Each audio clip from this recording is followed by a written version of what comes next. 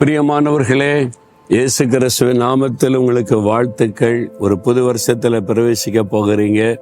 இந்த வருஷத்தின் கடைசி நாளுக்குள்ளே கர்த்தர் நம்மை கொண்டு வந்திருக்கிறார். அவர் செய்த நன்மைகளை நினைத்து அவரை துதிக்கணும். இந்த நாள் முழுவதும் அதிகமாக ஆண்டவரை துதித்து கொண்டே இருங்க.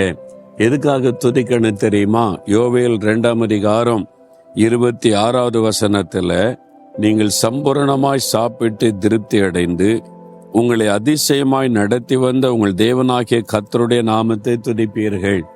உங்களை அதிசயமாய் நடத்தி வந்த உங்கள் தேவனாகிய கர்த்தருடைய நாமத்தை துதிப்பீர்கள். இந்த வருஷம் முழுவதும் ஆண்டவர் நடத்தின பாதை சிந்தித்து பாருங்க. அதிசயமாய் நடத்தி இருக்கிறார். நம்ம செய்யற பாவத்திற்கு தண்டனை கொடுத்திருந்தா அழிஞ்சு போயிருப்போம். ஆனால் மிகுந்த கிருபையின்படி நம்மை மன்னித்தார். நம்முடைய சத்துருக்கள் நமக்கு விரோதமாய் எழும்பினாங்களே, அந்த மனிதர் கையில் ஒப்பு கொடுத்திருந்தா அழிஞ்சு போயிருப்போம். ஆண்டவர் விட்டு கொடுக்காம பொல்லாத மனிதர்கள் கைக்கு விலக்கி காத்து கொண்டார். பொல்லாத பிசாசு கர்ஜிக்கிற சிங்க மாதிரி எழும்பி வந்தானே, நம்மை பட்சிக்கும்படி வந்தானே, நமக்கு விரோதமாய் மந்திரவாத பில்லிஷோன் இந்த ஆவிகளுடைய போராட்டம்லாம் வந்தது. ஆண்டவர் விட்டு கொடுத்திருந்தா நம்ம இல்லாம போயிருப்போம். ஆண்டவர் விட்டு கொடுக்கல. அதிசயமாய் நமக்காக யுத்தம் பண்ணினார், ஜெயம் கொடுத்தார், பிசாசின் கிரைகளை அழித்தார், அற்புதமாய் நடத்தினார். அதே மாதிரிதான் வியாதி வந்தது, ஒரு விபத்து நேரிடுகிற சூழ்நிலை வந்தது, கர்த்தரோ பாதுகாத்தார். நினைச்சு பாருங்க, எவ்வளவு அதிசயங்கள் அவர் அதிசயமாய் நடத்தி கொண்டு வந்திருக்கிறார். அதெல்லாம் நினைத்து ஆண்டவரை துதிக்கணும். இந்த வருஷத்துல ஆண்டவர் உங்களுக்கு சாப்பாடு இல்லை அப்படின்னு பசி பட்டினில இருக்க வச்சாரா? இல்ல, ஆண்டவர் அனுதினம் போஷித்தார். உடையே இல்லைங்க, நான் நிர்வாணமா இருக்கிற ட்ரெஸ் இல்லைன்னு விற்க வச்சாரா? உடுத்து வைத்தார்.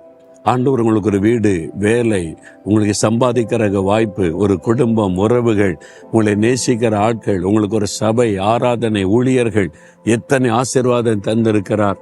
அதையெல்லாம் நினைத்து ஆண்டவரை துதிக்கணும்.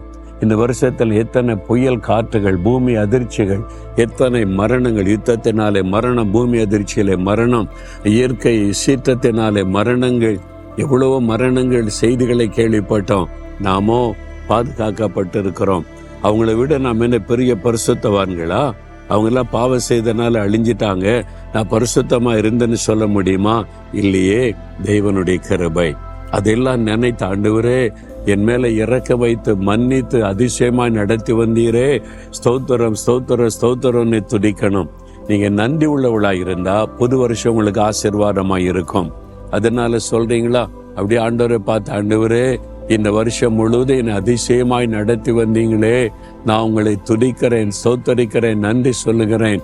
என்னை பாதுகாத்தீங்க, எனக்கு நன்மை செய்தீங்க, என் தேவையை சந்தித்தீங்க, ஆண்டவரே என்னை சுகமாக்கினீங்க, எனக்கு துணை நின்றீங்க.